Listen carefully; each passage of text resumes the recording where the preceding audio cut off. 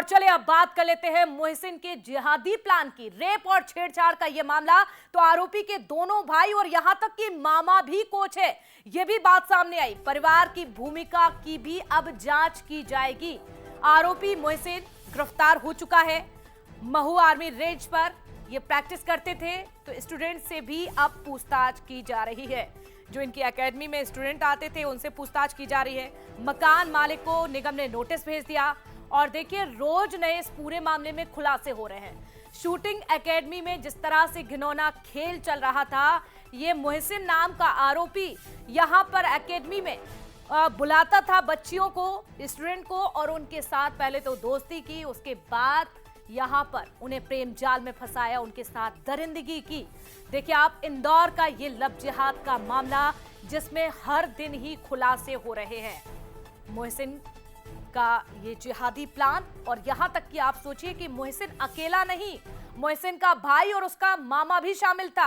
अब बड़े सवाल क्या उठ रहे हैं? बड़े सवाल भी आपको बता देते हैं कि इस पूरे मामले में क्या है बड़े सवाल। पहला सवाल, रहवासी क्षेत्र में शूटिंग एकेडमी आखिरकार कैसे हो सकती है? बड़ा सवाल यह है, शूटिंग की राइफलें लाइसेंसी है या फिर नहीं? सवाल यह भी उठता है। और सवाल तो देखिए यह भी है कि क्या इसमें परिवार की भी मिलीभगत है? क्या परिवार भी मिला हुआ है?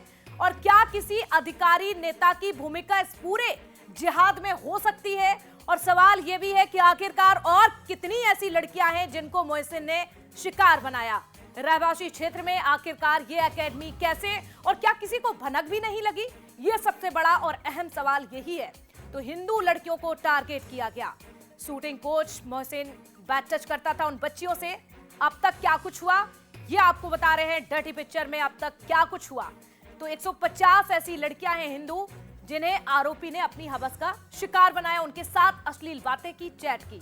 और अब तक 3 जो पीड़िता है वो सामने आ चुकी हैं पुलिस की। और अब शूटिंग एकेडमी पर बुलडोजर चलेगा, ये बात भी निकलकर सामने आई। अवैध निर्माण को लेकर नोटिस चस्पा कर दिया गया है। शूटिंग एकेडमी में ये लब जिहाद। अखिलेश हमारे साथ जुड़ गए हैं।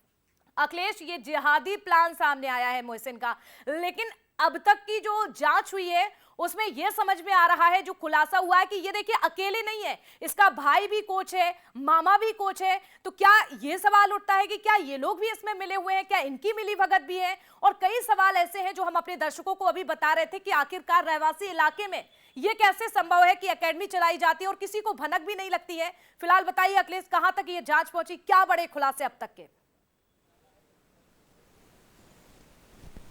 बिल्कुल, साक्षी रहवासी इलाके में ये कोचिंग चलाई जा रही थी। इसको लेकर भी कहीं ना कहीं पर जो सवाल है वो खड़े हो रहे हैं, और उसके साथ ही ये भी बात निकलकर सामने आ रही है कि अभी इसकी जो जानकारी है वो पुलिस को भी नहीं दी गई थी। इसमें जो मकान मालिक है उसकी जो भूमिका वो भी संदिग्ध मानी गई है, और उसी को लेकर कहीं ना कहीं पर जो महापौर है पुष्पमत भार्गव, उन्होंने सख्त एक्शन लिया है। और उन्होंने साफ तौर पर कहा है कि जो भी अवैध निर्माण इस बिल्डिंग का बना हुआ है उसको तोड़ा जाएगा। और इसको लेकर जो नगर निगम की टीम भी पहुंची थी, और उसके बाद जो नपती है वो टीम के द्वारा की गई है, और इस जो विस्तृत जांच रिपोर्ट है वो निगम अधिकारियों को सौंप दी गई है। तो अब जल्द से जल्द इस पर जो बुलडोजर की जो कार्रवाई है वो होने वाली है। लेकिन घटना के पास से जो मोहसिन है और उसका परिवार है वो फरार बताया जा रहा है। घर पर ताले लगे हुए हैं, क्योंकि एक के बाद एक कई ऐसे खुलासे हो रहे हैं जो मोहसिन की जो भूमिका है वो संदिग्ध मानी जा रही है। क्योंकि जो हिंदू युवतियां हैं और उसके साथ ही जो महिलाएं, उन लोगों के साथ यौन शोषण किया गया है। इसमें 3 पीड़िताएं सामने आई हैं, जिसमें एक ने यौन शोषण का आरोप लगाया है, और जो FIR वो दर्ज कराई गई है। और इसमें एक पास्को एक्ट का भी जो प्रकरण है वो दर्ज किया गया है। और उसके बाद से ही जो पुलिस है उसने एक्शन लिया, और एक्शन लेने के साथ ही जो मोहसिन है उसे गिरफ्तार कर उसको